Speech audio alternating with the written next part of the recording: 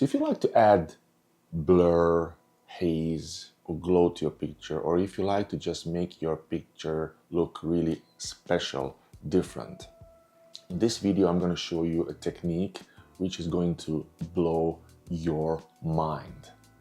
Okay, let's start.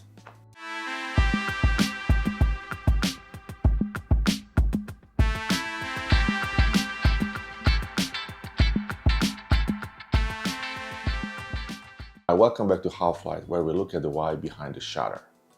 So one of my favorite photo editing technique in general has always been the Orton Effect. So for those of you who are not completely familiar with the Orton Effect, just very briefly, for example, in Photoshop, you have your base layer, which is your original image, then you duplicate that layer, and then apply some Gaussian blur to that top layer, and then you start tweaking and playing with blending mode and maybe even blend if sliders. So eventually you end up with this very subtle blur and haze and some added contrast in your picture, which looks really, really great. But very often when I would apply this technique to my pictures, it would leave me feeling empty a little bit. I couldn't really get to a point very often where I wanted to be with my picture. So I started experimenting. So I came up with this editing technique that I'm going to share with you today. So far I've been referring to it as a cross motion blur effect, but now I'm thinking something like a half-light effect. Yes, a half-light effect. Sounds exciting. So when you apply this technique, your picture will get this truly ethereal, ghosty blur, where you kind of see that there is a blur, but you're not quite sure where is it coming from kind of effect. You cannot really put your finger on it. Of course, you can go to extremes, but if you do it right, if you tweak your blending modes and blend if sliders properly, you're gonna end up with these truly amazing results. And to make things even better, down in the description field, you're gonna find a link where you can download Photoshop Action to everything I show you in this video. So you're gonna have the same starting point and you can start playing with it. So because I just ran out of smart and meaningful things to say, which means I should shut up now and let's move on to editing. You are going to love this. Okay, let's do some editing. So here's the picture which I post-processed already, and as you can see, it's overall it's rather dark. So basically I apply motion blur horizontally and motion blur vertically, and then I blend those. But there's a trick to it. So let's go step by step. So first of all, what I'm planning to do here is to apply that effect to the dark parts of this image. Why dark? Well, there is a lot more darks here than bright. So if I applied it to the bright parts, it would be less obvious and less effective. So I feel that with the dark parts, and that kind of includes even sort of darker midtones, the effect would be more pronounced. So let's do just that. Okay. So here's this image. Let's create two additional copies, two additional layers of the same background layer. Let's name this H for horizontal, and let's name this V for vertical. One more thing, let's convert both these to smart objects. And the reason for that, and this is something I may not use in this video, let's see how much time I'm gonna spend on the rest. But ultimately, this is a good idea because as a smart object, you can, when you apply a filter, and we will be applying a filter here, you can easily go back and forth and modify the parameters of the filter. If it wasn't a smart object, that wouldn't be possible without adding additional layers. So this just makes things more efficient. But when you finish, just don't forget and remember that when you have smart objects, this increases the file size dramatically. So when you're done with your image, when you feel like you're done, then it's always a good idea to create it back to basically rasterized layer. This is just a side comment. Okay, so let's hide this one, but let's see. So first of all, we need to create selection for the dark parts, right? So how you do this, the easiest way is, let's use channels. And by the way, if you don't see channels here, go up to your window menu and make sure the channels here is checked. Okay, so now I'm gonna hit Command and hold it. On Windows, this would be Control. And I'm gonna click on the RGB channel. So it has to be RGB channel. So what we have now, you see we have a selection. Right now, the highlights are selected, okay? But I want the dark parts, so I need to invert this selection. So I'm gonna go Command-Shift-I. On Windows, this would be Control-Shift-I. And now what I have selected is the dark parts. But what I need is not a selection, I need a mask, because I'm gonna be applying a filter. So to make this a mask, I'm gonna use this icon here in the Layers tab, which is called Add Layer Mask, and I'm gonna do just that. So now you see we have a mask here. So very quickly, what's going on here is you see there is white parts and black parts.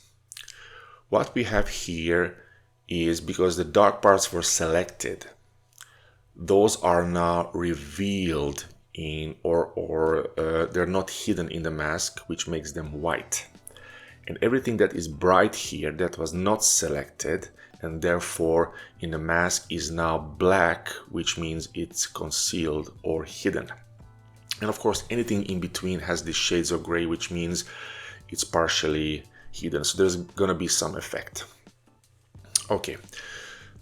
So next thing, I'm going to go to Filter, Blur, Motion Blur, and I'm gonna use, this one's the horizontal, so let's enter 0 for angle, and let's use, sorry, you see I made a mistake.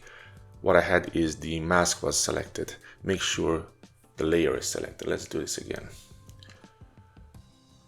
Blur, where is it? Motion blur. Okay, now it's better. Now it's better. It's I'm gonna do horizontal, and 300 is pretty good. It's pretty strong, but bear with me, it's not gonna stay like that. So we're gonna do this. This is great. You see now we have smart filter because we have converted this to smart objects. Okay, let's do the same thing for vertical one. Again, I'm gonna do Command click on RGB. I'm gonna do Command Shift I. I'm going to convert this to a mask, which is basically looks the same, but this time we're gonna do, and again, make sure, and I'm gonna enable it, that's important. Make sure that it is the layer that is selected and not the mask. The layer has to be selected. You go to Filter, again, Blur, Motion Blur, but now we're gonna do vertical, so the angle will be 90 degrees, and we can use the same amount. By the way, this amount is arbitrary. You can experiment with this, but I think 300 is pretty good, and you will see why, even though it's very strong now. Perfect. So now what we're gonna do is, just for the sake of it, let's play with opacity just a little bit. So I'm gonna bring this down to 50. So just so you see what are we dealing with here. Go at 50, and let's bring this guy down to 52.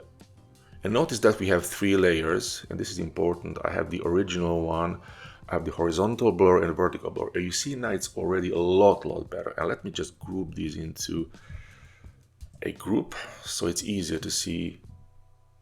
It's a lot more subtle than it was originally, but wait, there is a lot more, and this is where things get really interesting. So I'm going to expand this. Let's bring back opacity to 100, and we might just play with this with a little bit more later. 100. Now here's the thing. Here's when things get really crazy, and this is where it gives you just unlimited, number of versions and combinations you can try. Let's double click here in the empty part of this layer. And let's play with the blend if. Now just very quickly, blend if, you have a current layer, which is the one that is selected, which is the one where we are applying the blur. And you have the underlying layer, which is the one below, in this case, which is going to be the horizontal one. And just a quick reminder that subscribing to this channel, liking and sharing this video helps more people in finding this kind of content, and it is a big deal. And also you would be supporting my work. Thank you so much for your kind support. So with these sliders, you control the effect on specific levels of brightness. So for example, if I do this, basically I tell Photoshop to exclude all this brightest area from the current selected layer. Okay. Now bear in mind, we applied this effect to the darks, so playing with this highlight slider is not going to have a huge effect. Instead, we're going to do that with the dark one. Now see what happens. Whoa. This is where the magic really starts happening. But now look at this, I'm going to bring it back and I'm going to press Option, that would be Alt on Windows, and I'm going to separate these sliders. Now watch. I'm going to bring it up to maybe about 100. Here, so it's like 0 and 101. It doesn't have to be exactly like the same, but let's use the same. Look at this, it's already more subtle. Okay, let's do the same thing now for the horizontal one. I'm gonna double click here. Let's separate these to something like 100-ish, and look at the effect. It's already a lot more subtle.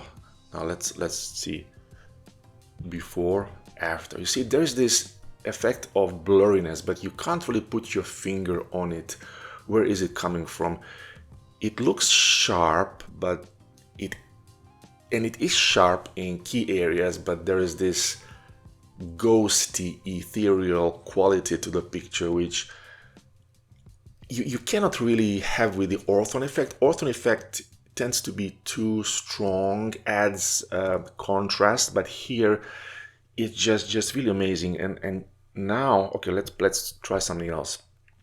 Let's try to bring down this just for the sake of it, just to see.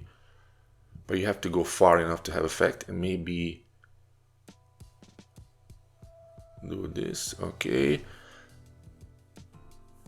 And you can play with these sliders really ad nauseum, to be honest, because you can have so many different effects, and bear in mind, different pictures will look different. And by the way, this effect works the best in my experience on architecture, because you have these very strong lines, parallel lines, perpendicular lines, and just lines in general.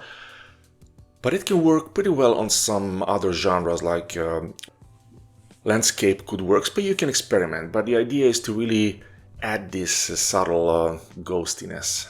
You see now the effect is more pronounced, but here let's do some opacity thing. And there you go. And you can play you know, with these settings, like and create your own flavor of this blurriness. Again, it's very subtle, as you can see. There is difference, but it's this ghosty one. I really like this effect. So if you like this comment, then please you know, post your comments below. Do you like this effect? What do you think? How did you use it? What's your favorite recipe? How did you set it up? And as always, subscribe if you like my videos, like this video, and share it. And thank you so much for watching. I hope this video was useful, and see you guys next time.